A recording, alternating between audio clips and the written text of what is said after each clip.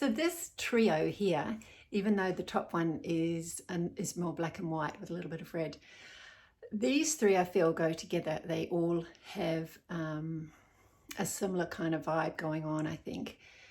What can I say about these?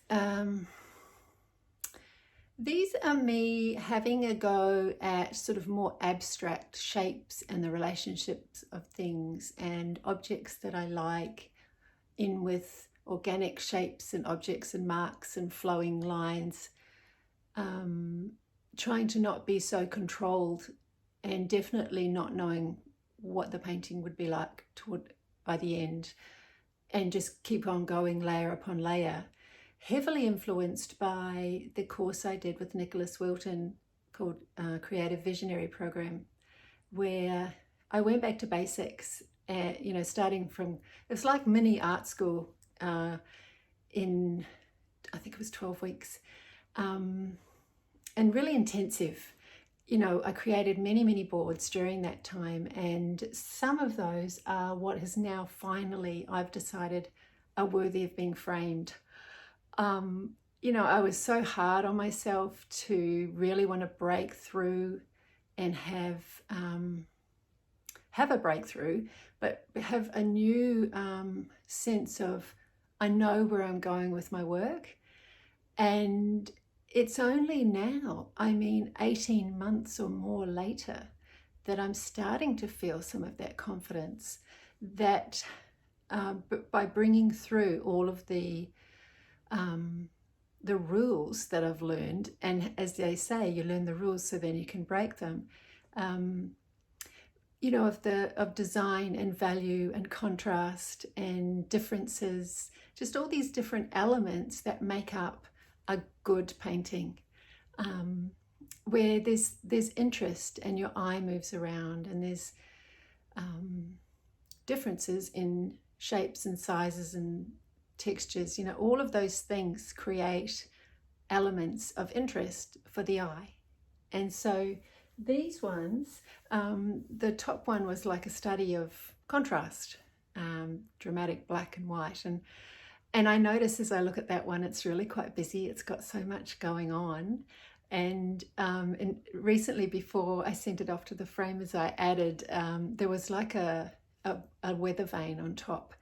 And this kind of has a factory looking feel for me, that building, for some reason. And there's a little weather vane of a rooster up there. And so before it went off to the framers, I popped a little chicken in the window below that one. And so then the name of the painting became the Funky Chook House. Years and years ago, and when our kids were little, we had chickens in the backyard in suburbia in the Sunshine Coast. We had chickens for many years. I've always loved them. I grew up, we had chickens in New Zealand, and so chickens make their way back into the paintings every now and again, and I delight in them. They're funny little things. So that one there, the Funky Chook House, and then the ones below, I did a little editing of them just before they went off to be framed too. It's really interesting, actually, the process of sending something off to be framed, that it has to, it's sort of like, it has to show me it's worthy of the journey, of the expense and the trouble it takes to go and send it off to the framer and maybe get it. I've had them all professionally photographed as well. So it's been a real culmination of things. It's sort of like this gathering of things, and they all came forward to say, well, I want to be framed. I'm ready for you to show people, and I'm ready to go to another home and show me that I mean something, like this interaction with these ones. And I can't tell you how many hours I've spent with all of these paintings. It's been a really long process and journey over the last several years, at least the last 2. And so the other one, what have I got? I've popped a green chair. That's like a new addition to go with this like sitting with it theme that I had going on.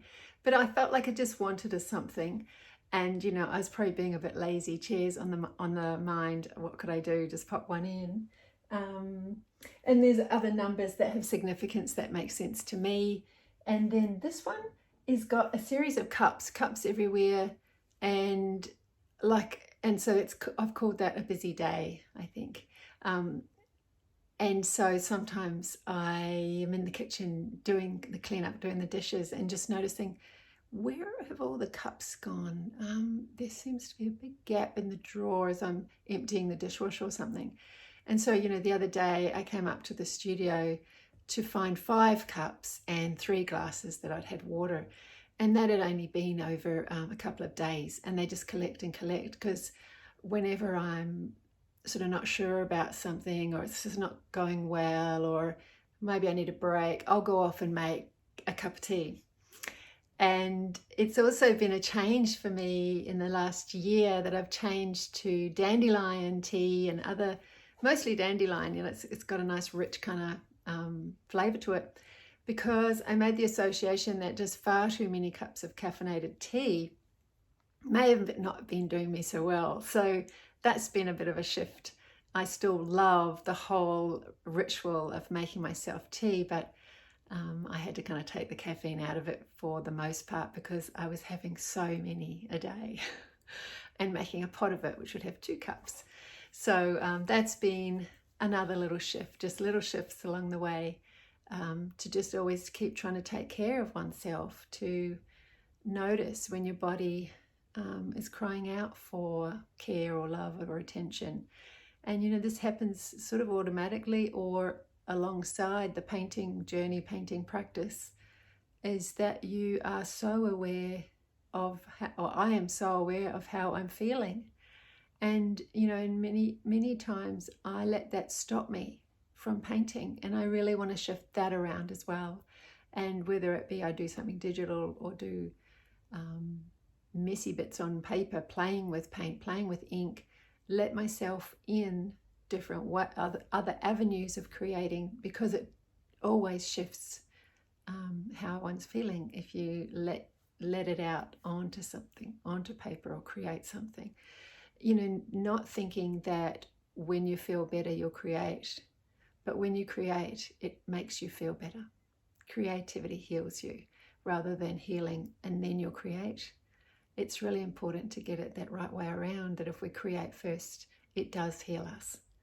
So that's that little group of things. I'm not sure how much more I could say about those. Oh, another thing I think that's significant here in these bottom 2 is me really, really wanting to branch away from the deep dark colors all of the time.